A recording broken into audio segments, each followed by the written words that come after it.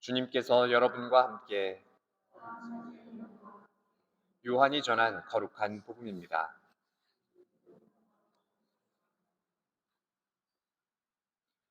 그때 갈릴레아 카나에서 혼인잔치가 있었는데 예수님의 어머니도 거기에 계셨다. 예수님도 제자들과 함께 그 혼인잔치에 초대를 받으셨다. 그런데 포도주가 떨어지자 예수님의 어머니가 예수님께 포도주가 없구나 하였다. 예수님께서 어머니에게 말씀하셨다. 여인이시여, 저에게 무엇을 바라십니까? 아직 저의 때가 오지 않았습니다. 그분의 어머니는 일꾼들에게 무엇이든지 그가 시키는 대로 하여라 하고 말하였다. 거기에는 유다인들의 정결례에 쓰는 돌로 된 물독 6개가 놓여 있었는데 모두 두세 동이 들이었다.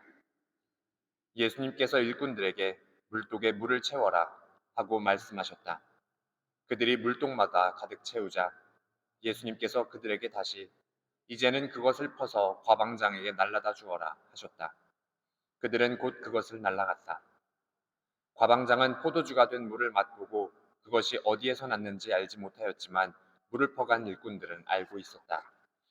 그래서 과방장이 신랑을 불러 그에게 말하였다.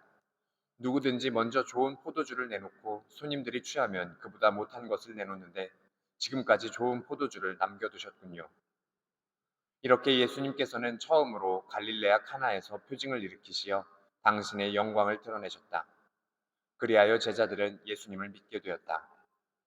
주님의 말씀입니다.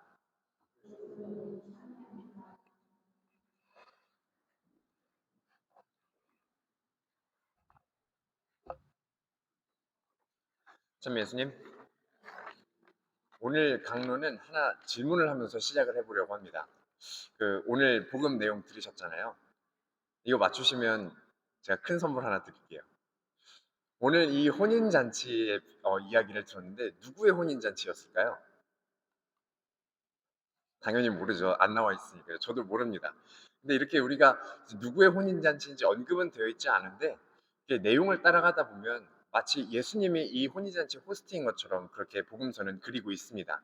근데 이게 참 재미있는 게 원래 요한복음서는 구체적인 상황과 인물들을 이제 많이 제시하는 복음서예요. 뭐 특히나 중요한 사건에 있어서는 더욱더 그 사건의 신빙성을 위해서 그런 자세한 내용들을 언급을 해줍니다. 뭐 예를 들면 예수님이 제자들을 처음 부르실 때 때는 오후 4시경이었다 하고 그 시간까지 정해주는 것처럼, 또는 회당장 야이로의 딸을 살리시는 이야기에서 회당장의 이름까지 기록될 정도로 구체적인 진술을 하는 복음서입니다. 근데 첫 기적을 행하시는 이 카나의 혼인잔치에서 누구의 혼인잔치인지 전혀 언급이 없다는 것은 어떻게 보면 상징적인 부분으로 우리를 초대하는 것일 수도 있고, 요한복음의 그 저자의 의도가 담겨져 있는 것으로 우리가 생각해 볼 수 있습니다. 그래서 이 혼인잔치의 주인은 우리 각자입니다. 그리고 이 혼인잔치는 우리의 삶을 상징을 하지 않나 싶습니다. 그런 관점에서 보면 오늘 복음의 이 배경 자체가 주는 그런 메시지가 있습니다. 바로 우리의 삶을 이끌어가고 지탱해주는 주체가 누구인가 하는 겁니다. 그래서 우리가 때로는 우리 삶의 주인이고 다 안다고 생각을 하지만 오늘 복음의 혼인잔치의 주인이 포도주가 떨어지는 것을 인지하지 못했던 것처럼 우리도 삶의 이 다양한 부분, 뭐 예를 들면 삶의 열정이나 기쁨이나 사랑이나 믿음의 이런 상태를 인지하지 못하고 있을 때가 참 많지 않나 싶습니다.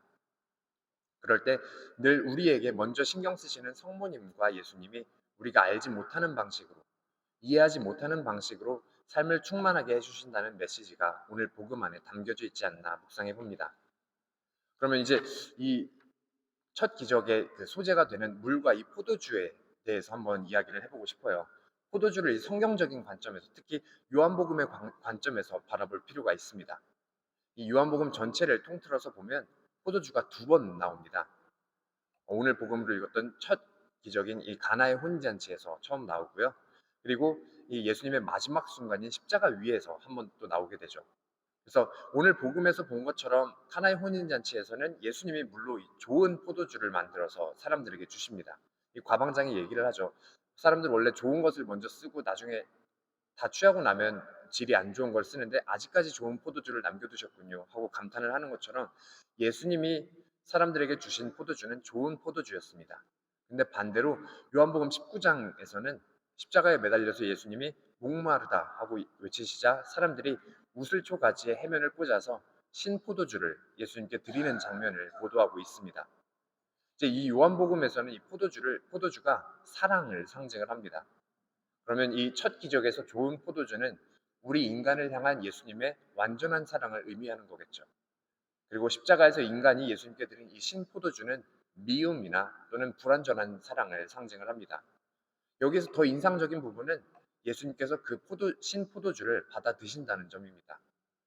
우리 인간의 미움, 불완전한 사랑을 받아들이시고 나서 더 크신, 더 완전한 사랑인 당신의 피로 되돌려 주신다는 점이 더 인상 깊게 다가옵니다. 그래서 예수님의 이 첫 기적은 예수님께서 보여주실 이 마지막 기적을 예표하고 있는 것이 아닐까 묵상해 봅니다. 그리고 이 마지막 기적은 이 미사 안에서 늘 재현되고 있습니다. 이 죄 많은 우리의 부족함 가득한 봉헌이지만 예수님께서는 그것을 기꺼이 받으시고 이는 너희를 위하여 흘릴 내 피다 하시면서 당신의 몸과 피로 우리에게 되돌려 주십니다. 그래서 이 미사 안에서 우리를 위해서 남겨놓으신 좋은 포도주에 감사드릴 수 있었으면 좋겠습니다. 아멘.